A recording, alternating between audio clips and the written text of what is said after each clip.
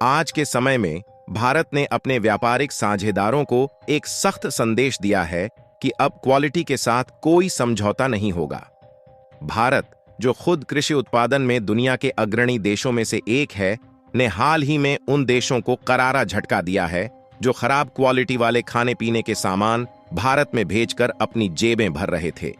यह झटका केवल एक देश के लिए नहीं, बल्कि जापान, श्रीलंका, बांग्लादेश, तुर्की और चीन जैसे 5 देशों के लिए है। भारत एक विशाल आबादी वाला देश है, जहां कृषि और बागवानी उत्पादों का भरपूर उत्पादन होता है। लेकिन इसके बावजूद कुछ विशेष फल, मेवे और मसाले ऐसे हैं जो भारत में बहुत कम मात्रा में उत्पादित होते हैं, जैसे कीवी, चेरी, स्ट्रॉबेरी, ब्रोकोली, केसर, दालचीनी और जैतून का तेल। इनकी मांग पूरी करने के लिए भारत को इन्हें दूसरे देशों से आयात करना पड़ता है। भारत ज्यादातर नजदीकी देशों से ही सामान मंगाता है ताकि ट्रांसपोर्टेशन लागत कम हो। यही वजह है कि भारत के पड़ोसी देश जैसे श्रीलंका, बांग्लादेश और चीन, साथ ही तुर्की और जापान भारत के बड़े फूड सप्लायर बन गए। इन देशों ने भारत की मजबूरी का फायदा उठाकर खराब क्वालिटी के फूड प्रोडक्ट भेजना शुरू कर दिया, जैसे सड़े गले फल और सब्जियां, फूंद लगी हुई सुपारी, जल्दी एक्सपायर होने वाले ताजे फल, मानकों को पूरा न करने वाले हेल्थ सप्लीमेंट्स।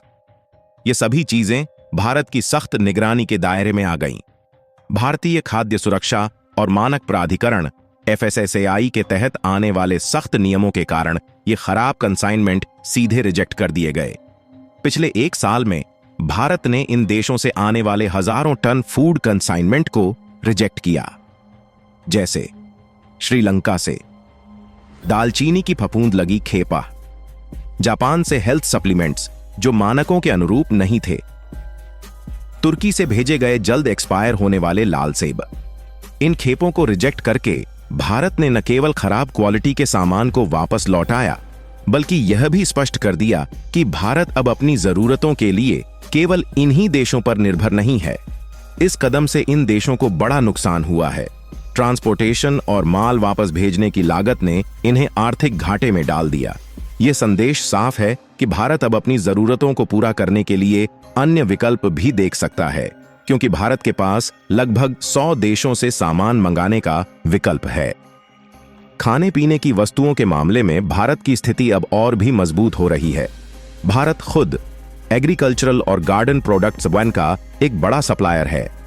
भारत के बिना यूरोप, मिडिल ईस्ट और पड़ोसी देशों का काम नहीं चलता। भारतीय मसालों के बिना तो कई देशों की किचन बंद हो जाएंगी। यह कदम भारत के लोगों की सेहत को प्राथमिकता देने का नतीजा है।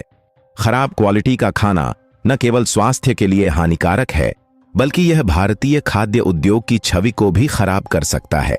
इसलिए यह फैसला पूरी तरह से उचित है।